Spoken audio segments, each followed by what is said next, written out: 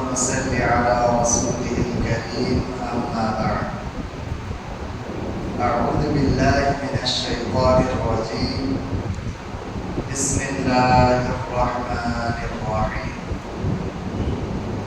اسلك يدك في جيبك تخرج بيضاء من غير سوء.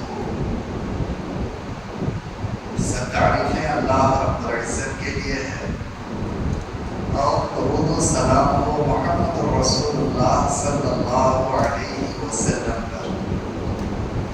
حاضرین گرامی، سورۃ القصص سے باتیں ہمارے سامنے آنی تھی. اس سورہ میں دیکھا جائے تو اللہ رب العزت نے قرآن حکیم کے بارے میں بیان کیا.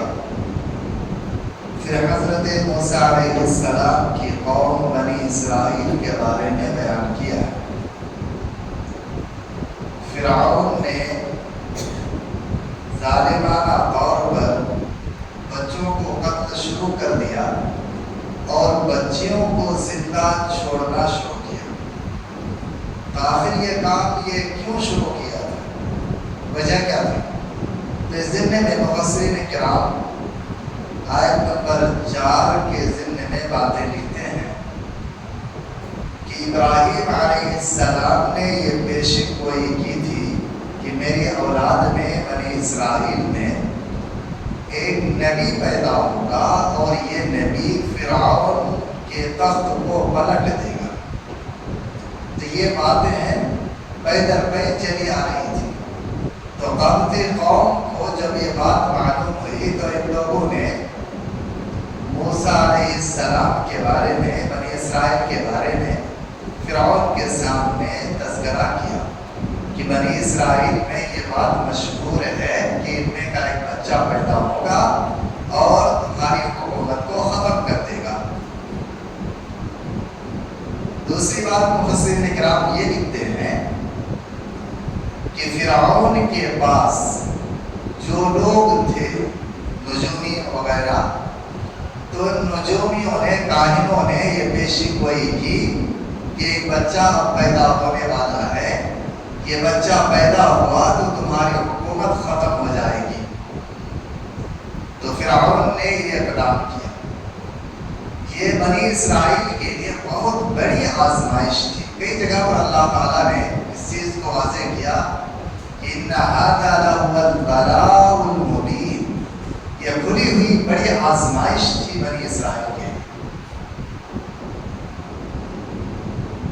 اس طرح سے بنی اسرائیل کی اولاد کو قتل کرنے لگا اور بچیوں کو زندہ چھوڑنے لگا. پھر آگے اللہ رب العزت نے موسیٰ علیہ السلام کا اس واقعہ کا تذکرہ کیا کہ موسیٰ علیہ السلام یہ دیکھ رہے ہیں جاتے ہوئے کہ قبطی قوم کا فرد اور موسیٰ علیہ السلام کی قوم کا فرد دونوں آپس میں لڑ رہے ہیں. لڑائی کو چھڑائے موسیٰ علیہ السلام نے ایک ہاتھ مارا. قبطی قوم کا جو شخص تھا وہ وہیں پر ڈھیر ہو گیا. اب موسیٰ علیہ السلام ٹہل ہی رہے. وَجَاءَ رَجُلٌ مِّنْ أَقْصَى الْمَدِينَةِ يَسْعَىٰ. شہر کے ایک کنارے سے ایک آدمی دوڑتا ہوا آیا اور اس نے کہا، اے موسیٰ، قوم کے سردار لوگ مشورہ کر رہے ہیں کہ اب تم قتل کر دیے جاؤ گے. تم نے فلاں کو مارا تھا، وہ آدمی مر گیا، اب تم قتل کیے جاؤ گے. تم مجھے اپنا خیر خواہ سمجھو اور اپنی جان بچا کر کے یہاں سے نکل جاؤ. اب موسیٰ علیہ السلام وہاں سے جو نکلے تو مدین کا رخ اختیار کیا. اس ضمن میں مفسرین کرام دو باتوں کا تذکرہ کرتے ہیں. ایک بات تو یہ ہے کہ مدین کی طرف اس لیے نکلے کہ حضرت ابراہیم علیہ السلام کی اولاد میں ایک شخص گزرا مدین، اسی سے یہ قبیلہ آباد ہوا. لہذا ابراہیم علیہ السلام کی اولاد میں سے ہیں اور موسیٰ علیہ السلام یعقوب علیہ السلام کی اولاد میں سے ہیں اور یعقوب علیہ السلام بھی ابراہیم علیہ السلام کی اولاد میں سے ہیں. لہذا دینی رشتہ بھی ہے اور نسبی رشتہ بھی ہے. لہذا حضرت موسیٰ علیہ السلام نے وہاں سے مصر سے مدین کا رخ اختیار کیا۔ دوسری بات مفسرین اکرام یہ لکھتے ہیں کہ حضرت موسیٰ علیہ السلام کے پاس اللہ تعالیٰ نے ایک فرشتہ کو بھیجا گھوڑے پر سوار کر کے۔ اب موسیٰ علیہ السلام کو وہ فرشتہ لے کر کے وہاں سے نکلے، چونکہ موسیٰ علیہ السلام کو راستہ تو معلوم تھا نہیں۔ اب موسیٰ علیہ السلام یکایک کہاں جائیں گے، کدھر جائیں گے؟ اگر نہیں بھاگ رہے ہیں تو قتل کر دیے جائیں گے، اور اگر بھاگ رہے ہیں تو جان بخشی ہو جائے گی، لہذا بھاگنا ہی مناسب ہے۔ موسیٰ علیہ السلام فرشتے کے ساتھ ہو لیے اور وہاں سے مدین کا رخ اختیار کیا۔ اب مدین جا کر کے موسیٰ علیہ السلام سفر کا تھکا ماندہ اور پریشان حال جا کر کے جھاڑ کے نیچے بیٹھ گئے اور بیٹھ کر کے آرام کرنے لگے۔ اتنے میں موسیٰ علیہ السلام نے دیکھا کہ قوم کی 2 بچی آئی اور بکریوں کو لے کر کے، اپنے مویشی کو لے کر کے کھڑی۔ سامنے بڑا تالاب ہے، یہ تالاب معاف کیجیے گا بڑا چشمہ ہے، اور وہاں سے پانی پلانا ان کے بس کی بات نہیں ہے۔ یا تو بھیڑ کی وجہ سے یہ کھڑی تھی 2 بچیاں، یا تو پھر اس کے اوپر جو ڈھکن لگا ہوا تھا تو ڈھکن کو ہٹانا ان کے بس کی بات نہیں تھی، لہٰذا 2 بچی کھڑی تھی وہاں پر۔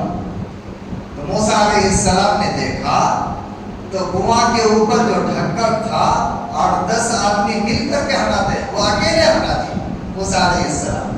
پھر ان کے جانوروں کو پانی پلا دی۔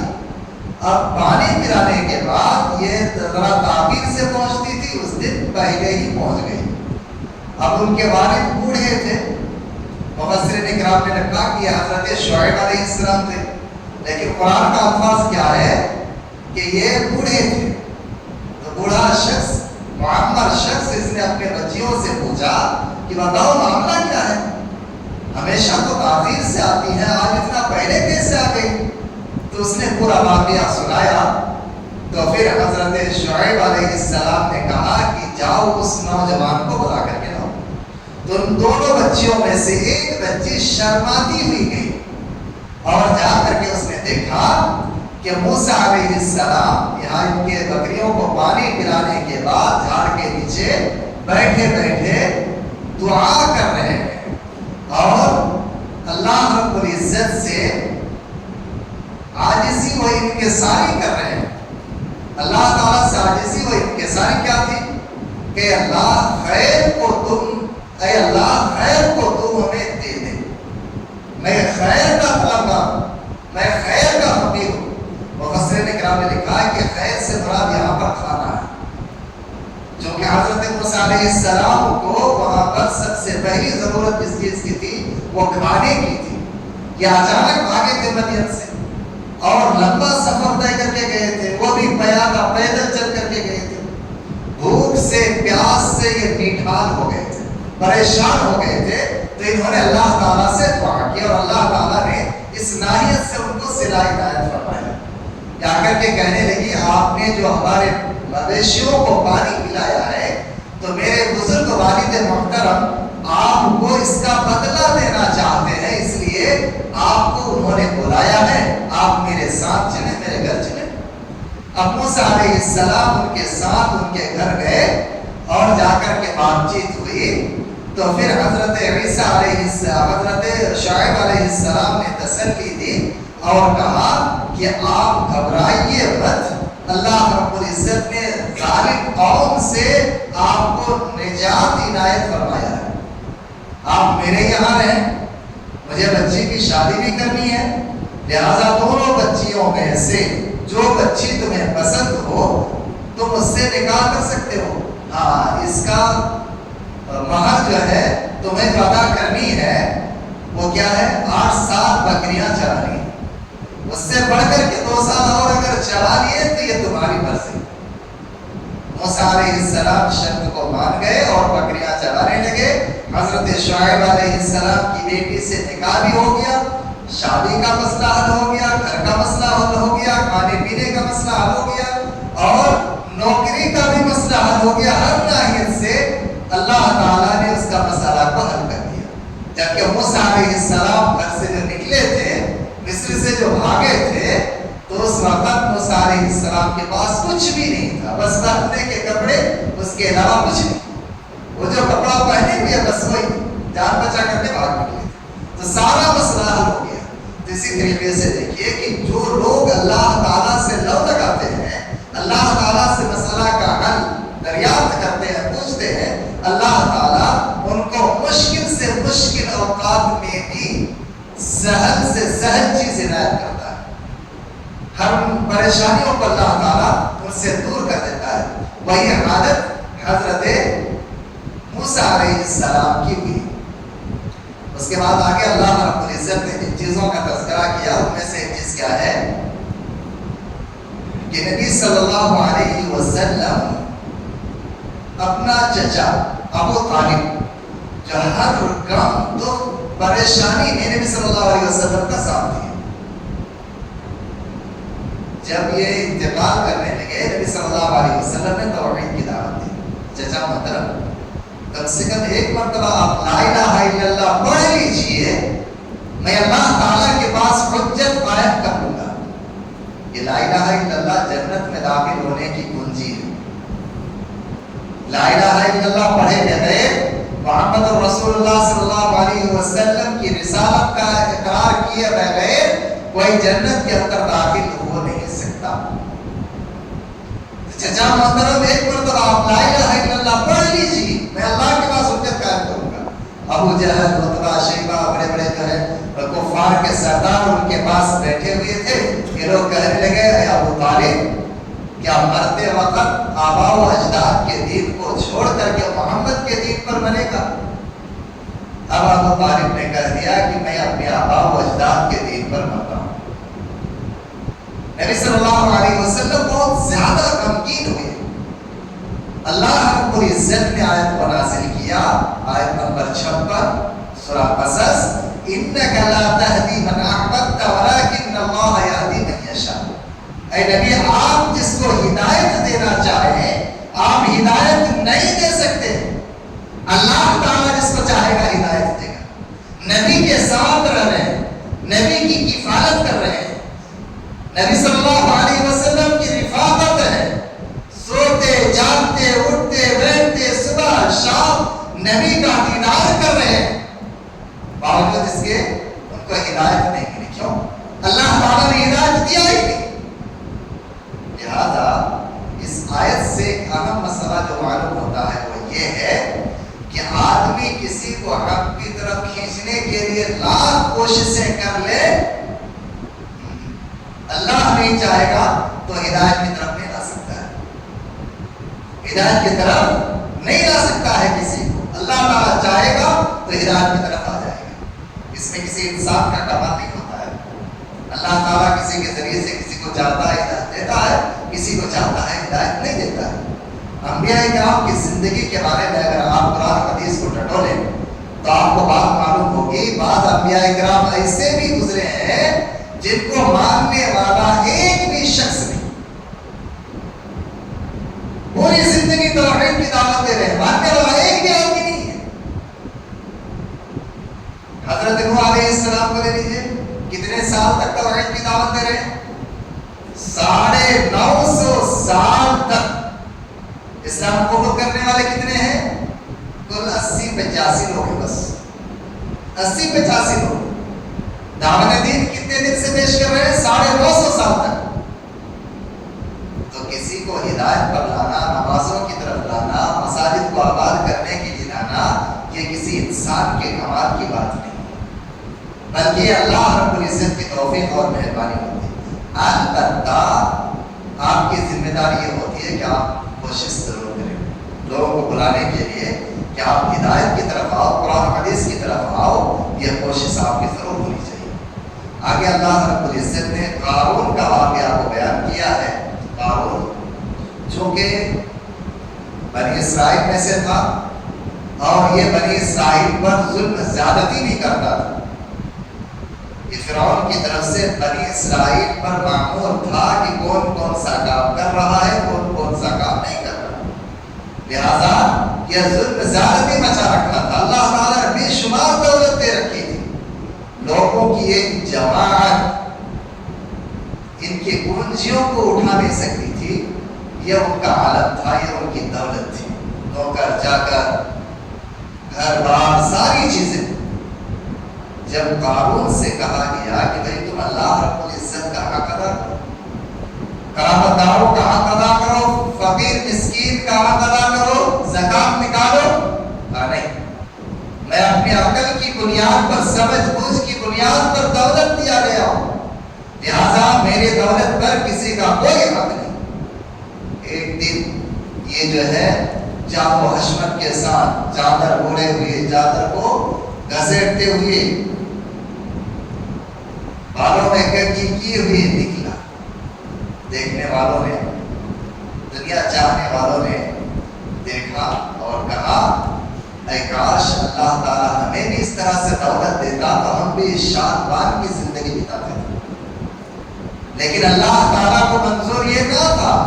اللہ تعالیٰ نے حکم دیا ان کے گناہوں کی سبب، ان کے ظلم زیادتی کی سبب، زکات ادا نہ کرنے کے سبب اور فقراء اور مساکین کا حق نہ دینے کے سبب، اللہ کا حق نہ دینے کے سبب، اللہ کی نافرمانی کے سبب، رسول کی نافرمانی کے سبب حکم دیا زمین کو اس کو دھسا دے. فخسفنا به وبداره الارض. گھر اور ان کی مال و دولت اور ان کے نوکر جا کر ساری چیزیں زمین میں گئی. اب یہ دھستا چلا جا رہا تھا، قیامت دھستا چلا جائے گا، یہ ان کا عالم ہوا. اب تک جو لوگ کر رہے تھے کہ اس کی طرح ہمیں بھی دولت ملتی تو ہم بھی ٹھاٹ بار کی زندگی بتاتے، اب یہ توبہ استغفار کرنے لگے. اللہ اکبر. اللہ تعالیٰ اس عذاب سے ہماری حفاظت فرمائے، اللہ تعالیٰ اس عذاب سے ہمیں بچائے. کیوں؟ ان کے اندر جو گناہ تھا، ان گناہوں کو آپ نے غور کیا. آپ یہ مت سوچئے گا کہ جو کچھ دولت آپ کو ملی ہے یہ آپ کی محنت کا نتیجہ ہے. نہیں، یہ اللہ تعالیٰ کی طرف سے ہے جو اللہ تعالیٰ نے آپ کو دیا ہے. بہت لوگوں کو آپ نے سنا ہوگا، دیکھا ہوگا کہ اللہ تعالیٰ نے زلزلہ بھیجا، زمین کو ہلا دیا، پوری بلڈنگ زمینوز ہو گئی. ٹھار کی زندگی بتانے والا، عیش و عشرت کی زندگی بتانے والا، اے سی میں سونے والا اب اس مقام پر پہنچ گیا کہ فٹ پاتھ پر سونا پڑ رہا ہے. حالیہ دور میں لاس اینجلس کا جو واقعہ پیش آیا، آپ نے اس سے عبرت حاصل کیا. کروڑوں کا مکان جل گیا، آپ ٹینٹ پر وہ زندگی بتانے پر مجبور ہیں. کروڑوں کی دولت، الماری بھر بھر کر کے روپے پیسے ڈالر وغیرہ سب جل کر کے سہارا ہو گیا، ختم. کیا لے گا، کس سے لے گا؟ اب ناز کرو کہ ہماری دولت، ہماری دولت. جس زمین پر چل رہے ہیں اللہ کا حکم ہوا تو زمین آپ کو نگل لے گی، آپ بچ نہیں پائیں گے. جس بلڈنگ میں آپ سو رہے ہیں اللہ کا حکم ہوا بلڈنگ ہلا دی جائے گی، گر جائے گی، آپ کا ستیہ ناش ہو جائے گا. کیا ملے گا؟ یہ مت سوچیں کہ جو کچھ آپ کے پاس ہے وہ آپ کی محنت کا نتیجہ ہے، بلکہ اللہ تعالیٰ نے دیا ہے. یہ اللہ تعالیٰ کی نعمت ہے. ایک مومن کی شان عجیب ہے. نبی صلی اللہ علیہ وسلم نے تعجب کیا اور بیان کیا کہ مومن کا معاملہ بڑا تعجب خیز ہے. اللہ تعالیٰ مال و دولت سے نوازتا ہے تو اللہ کا شکر ادا کرتا ہے، اور پریشانیوں میں مبتلا کر دیتا ہے تو صبر کرتا ہے. تو شکریہ ادا کرنا باعث اجر و ثواب ہے، صبر کرنا باعث اجر و ثواب ہے. تو دونوں ناحیت سے اللہ رب العزت کے پاس یہ اجر و ثواب کو پا جاتا ہے. سورۃ العنکبوت شروع ہوتا ہے. سورۃ العنکبوت میں دیکھیے اللہ تعالیٰ نے پہلی چیز کیا بیان کیا کہ تم کہتے ہو کہ ہم ایمان لائے اور تمہیں یوں ہی چھوڑ دیا جائے گا. نہیں، ہم تمہیں ضرور آزمائش میں مبتلا کریں گے، ضرور آزمائش میں مبتلا کریں گے. صحابہ کرام نے آ کر کے نبی صلی اللہ علیہ وسلم سے درخواست کی، گزارش کی، اللہ کے رسول آپ اللہ سے دعا کر رہے ہیں، یہ کفار، یہ مشرکین بہت ستا رہے ہیں، بہت پریشان کر رہے ہیں۔ نبی صلی اللہ علیہ وسلم جو خانہ کعبہ کے سائے پر لیٹے ہوئے تھے، اٹھ کر کے بیٹھ گئے۔ آپ صلی اللہ علیہ وسلم نے کہنا شروع کیا، کیا تم یہ سمجھتے ہو کہ تم آزمائش میں مبتلا نہیں کیے جاؤ گے؟ تم سے پہلے جو لوگ تھے ان کو زمین پر گاڑ کر کے سر پر آرا سے 2 ٹکڑا کر دیا جاتا تھا، چیر دیا جاتا تھا، پھر بھی وہ لوگ ایمان سے مکرے نہیں۔ لوہے کی کنگیاں بنائی جاتی تھی اور اس کے جسم میں لگا کر کے جسم سے گوشت کو نکال کر کے الگ کر لیا جاتا تھا، گوشت الگ ہٹیا تھا، پھر بھی وہ لوگ ایمان سے مکرے نہیں۔ تمہیں معمولی پریشانیاں ہو رہی ہے تو تم اللہ سے دعا کرنے بول رہے ہو۔ اللہ رب العزت نے ان آیتوں کو نازل کیا اور کہا کیا لوگوں نے یہ گمان کر رکھا ہے کہ یہ کہتے کہ ہم ایمان لائے ہیں اور اللہ تعالیٰ یوں ہی اس کو چھوڑ دے گا؟ اللہ تعالیٰ اس کو آزمائش میں مبتلا نہیں کرے گا۔ اللہ تعالیٰ کی جو آزمائش آتی ہے نا، یہ مختلف ناحیت سے اللہ تعالیٰ کی آزمائش آتی ہے۔ کبھی بھوکا پیاسا رکھ کر کے اللہ تعالیٰ آزماتا ہے، کبھی مال و دولت چھین کر کے اللہ تعالیٰ آزماتا ہے، کبھی نفوس میں کمی واقع کر کے اللہ تعالیٰ آزماتا ہے، کبھی فتنے میں مبتلا کر کے اللہ تعالیٰ آزماتا ہے۔ اللہ تعالیٰ آزماتا ضرور ہے، کبھی بھوکا پیاسا رکھ کر کے بھی اللہ تعالیٰ آزماتا ہے۔ اور یہ آزمائش اللہ رب العزت کی جانب سے جو ہوتی ہے، آپ معاشرے میں دیکھیے کروڑوں کا جائیداد ہے، کروڑوں کی دولت ہے، لیکن ایسی بیماری میں اللہ تعالیٰ نے مبتلا کر دیا کہ اب چاہتے ہوئے بھی وہ کھا نہیں سکتا، چاہتے ہوئے بھی وہ پی نہیں سکتا، یہ ان کا عالم ہو جاتا ہے۔ یہ کیوں؟ یہ اللہ کی طرف سے آزمائش ہے اور اللہ تعالیٰ ہر ایک کو آزماتا ہے۔ اللہ تعالیٰ نے یہ بھی مصداق خوشخبری آپ کے سامنے پیش کیا، ان مع العسر یسرا، تم گھبراؤ مت۔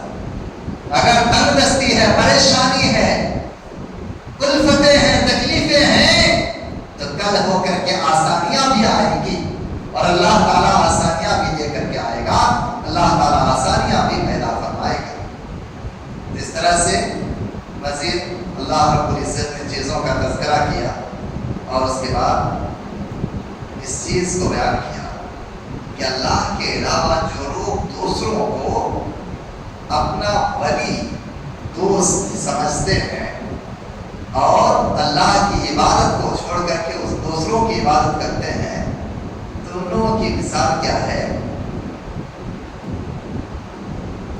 مکڑی ہے، مکڑی کے گھر کی طرح۔ مکڑی بذات خود کمزور ہے اور اس کا گھر اور زیادہ کمزور ہے۔